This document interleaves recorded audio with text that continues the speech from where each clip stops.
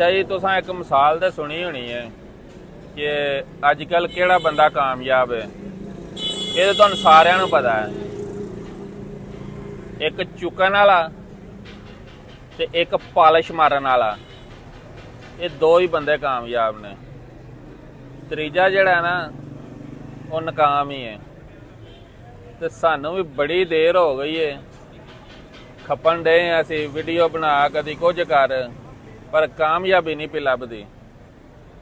असां ने अज सलाह की है, लोकी जो चुकते ने तो कोई पालिशां पिया मारदा है, असीं अज डायरैक्ट खान ही आ गए हैं। वाहो भाई जरा को वेख लवो, झूठ नहीं मारते।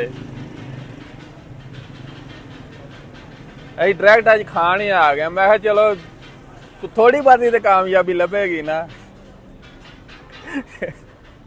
चलो।